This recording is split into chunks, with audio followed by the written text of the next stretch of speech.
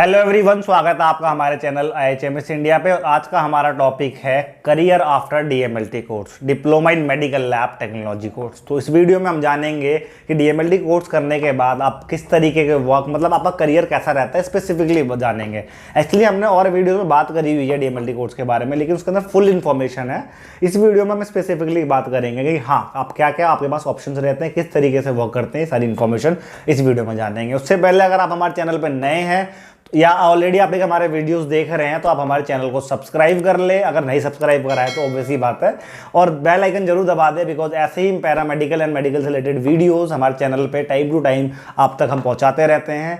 तो चलिए स्टार्ट करते हैं इस वीडियो को। तो हमारी इस वीडियो में हम बात करने वाले हैं कि DMLT कोर्स करने के बाद आपके पास क्या करियर ऑप्शंस रहते हैं। तो जैसा कि आपको पता है, DMLT कोर्स जो कि डिप्लोमा लेवल का कोर्स है, ये 2 साल का कोर्स होता है। अगर आपने 12th के अंदर आपके पास साइंस है या आर्ट्स है तो आपके पास 2 साल का रहता है। अदरवाइज अगर आप 10th के थ्रू कर रहे हैं तो ये कोर्स 3 साल का होता है। वो थोड़ा बहुत वेरी करता है, अगर आप यूनिवर्सिटी से कर रहे हैं, इंस्टीट्यूट या किसी कॉलेज से कर रहे हैं तो वो उस हिसाब से थोड़ा थोड़ा वेरी करता है।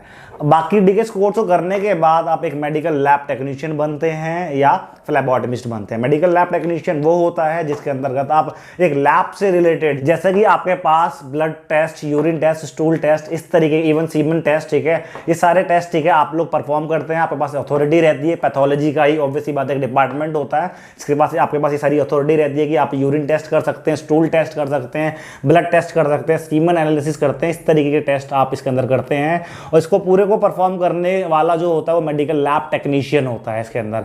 अपार्ट ऑफ दैट, अगर आप सिर्फ ब्लड टेस्ट के अंदर है, अगर आप सिर्फ ब्लड कलेक्शन कर रहे हैं तो आप एक फ्लैबोटमिस्ट कहलाते हैं, और इस ब्रांच को फ्लैबोटमी कहते हैं। तो फ्लैबोटमिस्ट वो होते हैं जो सिर्फ और सिर्फ क्या होता है, पेशेंट से ब्लड कलेक्ट करता है मेडिकल लैब टेक्नोलॉजी के अंदर। तो अब हम जानते हैं करियर क्या क्या रहता है। तो सबसे पहले आप जानते हैं कि अगर आपने DMLT करा है तो ऑब्वियसली बात है, एक मेडिकल लैब टेक्नीशियन बनते हैं। तो किसी भी हॉस्पिटल के अंदर आप एक मेडिकल लैब टेक्नीशियन की जगह आप वर्क कर सकते हैं। ठीक है, मेडिकल लैब टेक्नीशियन की जो वैकेंसीज होती है उसके अंदर आपके पास करियर रहता है।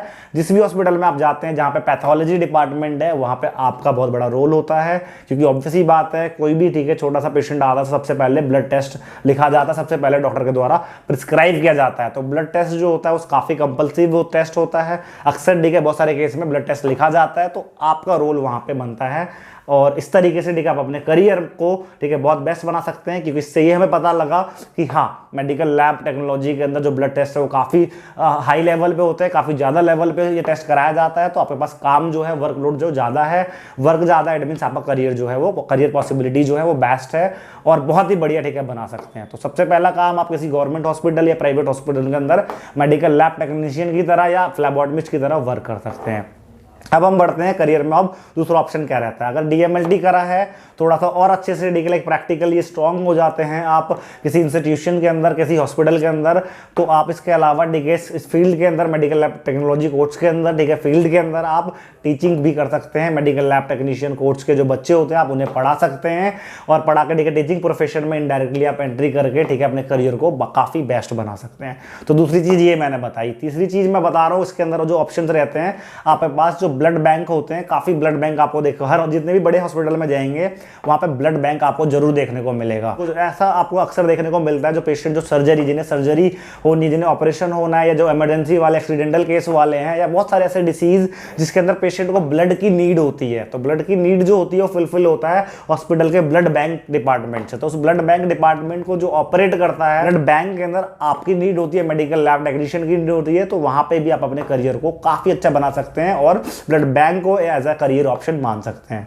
बढ़ते हैं तीसरी तरफ की ओर, मैं बात करूंगा ब्लड कैंसर के बारे में। तो आज के टाइम में आप देख सकते हैं ब्लड कैंसर काफी कॉमनली, ठीक है, ब्लड कैंसर काफी कॉमनली डिसीज माना जाता है इसके अंदर। तो ब्लड कैंसर के अंदर आप लोगों का, क्योंकि ऑब्वियसली बात है ब्लड है, तो ब्लड से रिलेटेड ऑब्वियसली बात है डिसीज ब्लड कैंसर है। तो ब्लड कैंसर के लिए जो रिसर्च सेंटर होते हैं, ब्लड के जो रिसर्च सेंटर होते हैं, उस रिसर्च सेंटर के अंदर आपकी वैकेंसीज होती है। वहां पे, ठीक है, आप वर्क कर सकते हैं as a medical lab technician, ठीक है, एज अ, ठीक है, रिसर्च फील्ड के अंदर भी आप जा सकते हैं, और कोर्स को आगे बढ़ा के अच्छे से एनहांस करके उस फील्ड के अंदर आप जाके अपने करियर को काफी बेस्ट बना सकते हैं। तो ब्लड बैंक के साथ साथ, ठीक है, आप रिसर्च सेंटर जो मैंने बताया आपको, ब्लड रिसर्च सेंटर बताया, वहां पर भी अपने करियर को आप काफी बेस्ट बना सकते हैं।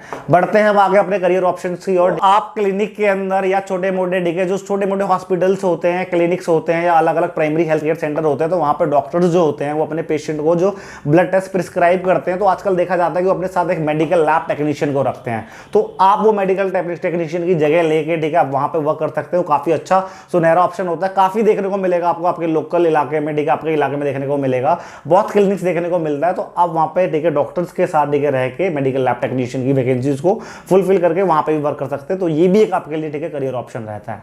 ओके, तो अब हम बढ़ते हैं अपने ठीक है लास्ट और सबसे बेस्ट की तरफ। इसके अंदर जो सबसे बेस्ट करियर ऑप्शन रहता है डीएमएलटी कोर्स करने के बाद, आप कल को ठीक है अपने लैब वगैरह को भी स्टैब्लिश कर सकते हैं। तो हम बढ़ते हैं अब अपने अगले करियर ऑप्शन की ओर। तो अगला करियर ऑप्शन जो रहता है हमारे पास, उसके अंदर आप जितने भी प्राइवेट लैब, जैसे सुना होगा आपने बहुत बड़े बड़े नाम होते हैं, मैं नाम नहीं लेना चाहूंगा यहाँ पे, या आपने देखा भी होगा, वैसी बात है। तो उन लैब्स के अंदर जो प्राइवेट लैब होते हैं, उन लैब के अंदर आप ठीक है वर्क कर सकते हैं। उसके अंदर आप as a medical lab technician या एज अ फ्लैबोटमिस्ट वर्क कर सकते हैं और वर्क करके ठीक है अपने करियर को ठीक है काफी अच्छा बना सकते हैं, एनहांस कर सकते हैं। वहां पे भी आपको अच्छी खासी सैलरी मिल जाती है।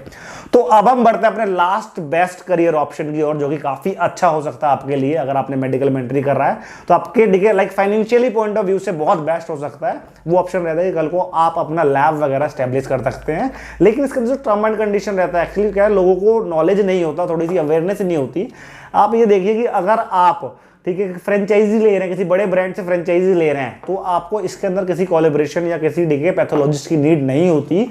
आप ठीक है क्योंकि देखिए उसको आप जो फ्रेंचाइजी लेते हैं वो एक आपका कलेक्शन सेंटर होता है, जहां पे आप सिर्फ ठीक है पेशेंट का ब्लड कलेक्ट करते हैं और बड़े जो आपका जिससे भी आपका टाई अप है या जिन जिन जिन बड़े ऑर्गेनाइजेशन से टाई अप है, आप उनके पास सैंपल भेज देते हैं और वो आपको रिपोर्ट पहुंचा देता है। तो इसके अंदर जो फ्रेंचाइजी मॉड्यूल है, इसके अंदर कोई कोलैबोरेशन की जरूरत नहीं पड़ती। इसके अंदर आप सिंपल से किसी कंपनी किसी ब्रांड से कोलैबोरेट कर लेते हैं और वहां पे आप सैंपल पहुंचाते हैं, एज अ कलेक्शन सेंटर काम करते हैं। लेकिन अगर आप चाहते हैं कि मेरा खुद का लैब हो, अपना लैब हो, मैं ब्लड कलेक्ट करूं और खुद ही टेस्ट करूं, खुद ही अपने मशीन पे परफॉर्म करूं और खुद ही रिपोर्ट बनाकर पेशेंट को पहुंचाऊं दूं, तो उसके लिए जो होता है किसी पैथोलॉजिस्ट मीन समझिए जो वो पर्सन ठीक है जिसने एमबीबीएस करा है और एमडी इन पैथोलॉजी करा है, तो उससे कोलैबोरेट करके आप उससे टाई अप करके ठीक है आप अपने लैब को भी स्टैब्लिश कर सकते हैं। तो जो लास्ट ऑप्शन है आपके लिए सबसे बेस्ट ऑप्शन है इसके अंदर, क्योंकि इसके अंदर आप ठीक है अपना काम करते हैं और अपना काम आप जब करते हैं तो उसके अंदर अर्निंग जो होती है वो आप पर डिपेंड होती है। आप करने वाले होने चाहिए। अगर आप करने वाले हैं ठीक है तो बहुत अच्छा बेस्ट करके ठीक है इसके अंदर लाखों इवन करोड़ों भी कमा सकते हैं,